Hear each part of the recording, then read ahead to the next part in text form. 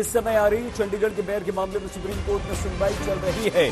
अदालत ने माना है कि 8 वोट आम आदमी पार्टी के पक्ष में थे। ये बड़ी खबर है। धांधली का आरोप आम आदमी पार्टी ने लगाया था।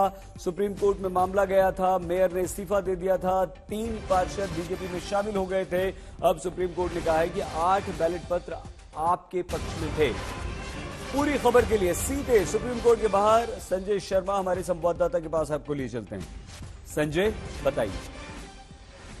अब इस मामले में पुराने जो मतदान हुआ था उस समय, उसके हिसाब से काउंटिंग होगी और सुप्रीम कोर्ट ने कहा है अभी, जिसमें सुनवाई जब शुरू हुई तो कोर्ट ने सारे बैलेट पेपर्स देखे और जो ऑफिसर उसे लेकर आए हैं वहां से चंडीगढ़ से, उन्हें भी आगे आने को कहा और उसका सारे बैलेट पेपर देखकर कोर्ट ने इस पर सवाल उठाए।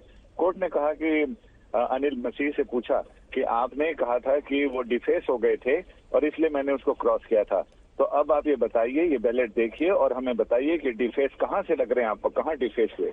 इस पर कोई जवाब नहीं आया। इस पर फिर उनके वकील मुकुल रोहतगी और उन्होंने दलील दी और उनका ये कहना था कि ये लेकर लोग भाग रहे थे, लिहाजा इनको लगा कि जब भाग के गए हैं तो उन्होंने पता नहीं उसमें क्या गड़बड़ की है, इसलिए उन्होंने उसकी मार्किंग की। कोर्ट ने कहा हम एक काम कर सकते हैं, हम इसको रिकाउंटिंग का आदेश दे सकते हैं। जो 8 वोट निरस्त किए गए थे उन्हें सही माना जाएगा, उन्हें गिनती में शामिल किया जाएगा।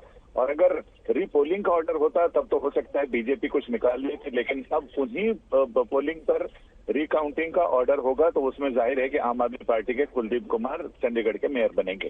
तो ये बताइए संजय कि क्या अदालत ने कुछ ये कहा कि बेईमानी हुई थी और संजय मसीह ने गलत काम किया, ऐसी कुछ बात भी कही है अदालत ने? अदालत ने तो सिर्फ ये कहा है कि आपने उनसे ही पूछा कि आप ये बताइए कि आपने ये जो निशान लगाए थे वो निशान क्यों लगाए थे, और उसके पहले जब पहली बार वीडियो देखा था अदालत ने, तो अदालत ने कहा था ये लोकतंत्र का मजाक है, लोकतंत्र की हत्या हो रही है, इट्स मॉकरी ऑफ डेमोक्रेसी। और कोर्ट ने फिर उनसे सीधे सीधे सवाल भी किए, कि कल भी सवाल किए थे और आज भी कोर्ट ने सीधा सीधा उनको ये कहा। कोर्ट ने खुद से कुछ नहीं कहा, लेकिन उन्होंने अपने जवाब ना देकर ये बता दिया कि उनकी मंशा क्या थी। अच्छा संजय, ये बताइए, सुप्रीम कोर्ट ने ये कहा कि 8 वोट आम आदमी पार्टी के पक्ष में थे, इसका क्या मतलब हुआ?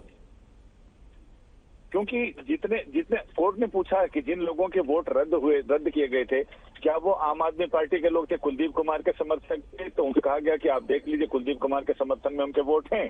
तो कोर्ट ने कहा कि हम एक काम कर सकते हैं, हम रिकाउंटिंग का ऑर्डर कर सकते हैं और रिकाउंटिंग में जिन लोगों ने नहीं, तो संजय इसका मतलब क्या हुआ कि गड़बड़ी हुई थी, बेईमानी हुई थी या नहीं, या कुछ और बात है?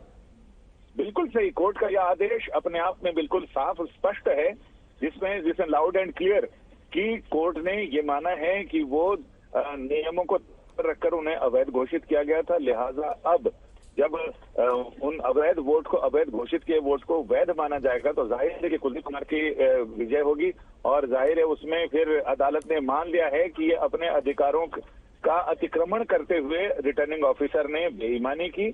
कोर्ट ने कहा कुछ नहीं, लेकिन जो आदेश दिए गए हैं उससे यही लग रहा है कि जो रिटर्निंग ऑफिसर ने अपने अधिकारों का बेजा इस्तेमाल किया था उसको कोर्ट ने निरस्त कर दिया है। और 3 पार्षद जो बीजेपी में शामिल हुए थे उस पर क्या होगा संजय?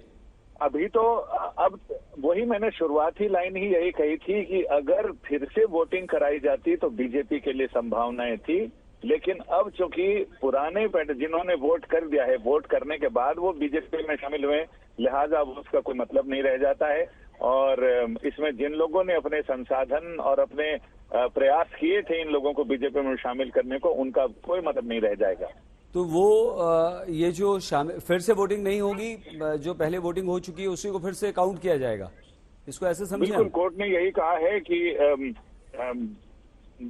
वोटिंग फिर से नहीं, हम सिर्फ दोबारा काउंटिंग के लिए हम कह सकते हैं और दोबारा काउंटिंग में इन सारे जो वोट हैं उन सारे लोगों को, उन सारे वोटों को वैलिड करार दिया जाए। बहुत धन्यवाद संजय। संजय शर्मा हमारी संवाददाता जानकारी दे रहे थे। सुप्रीम कोर्ट ने सख्त टिप्पणी करते हुए ये कहा है रिटर्निंग ऑफिसर जो आप देख रहे हैं मसीह को, कि उन्होंने गड़बड़ की थी और दोबारा वोटों की गिनती के आदेश दिए। संजय, अगर हम इसे समझना चाहें आपसे बहुत आसान शब्दों में, तो ये हुआ क्या था? क्या कोई ये चीटिंग थी? क्या कोई गलती से ये सब रद्द हो गए थे? और अब स्थिति क्या है, इसमें किसने क्या किया, ये समझाइए।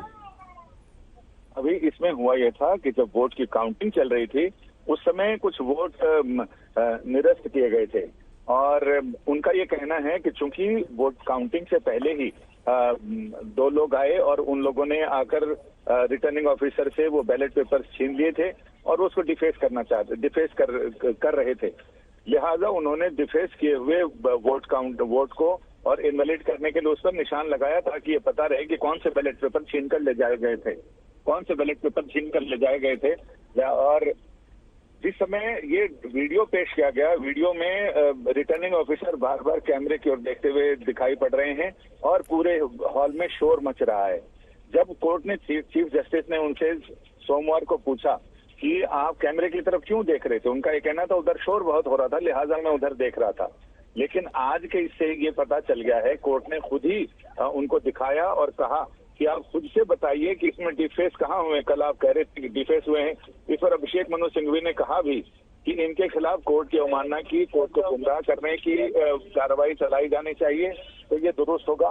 तो अब ये अभी तक तो सुनवाई चल ही रही है, सुनवाई पूरी नहीं हुई है, सुनवाई चल रही है। तो कोर्ट ने ये एक सुझाव दिया है कि हम ये कर सकते हैं।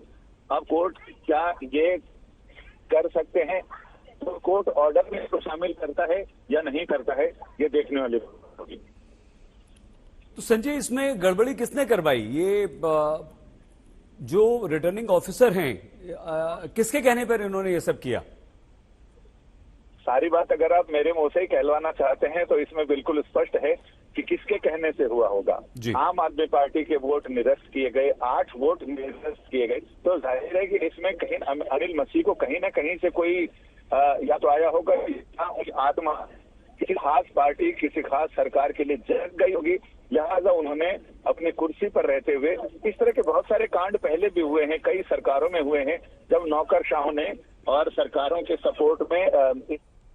बहुत धन्यवाद संजय शर्मा, हमारे संवाददाता जानकारी दे रहे थे।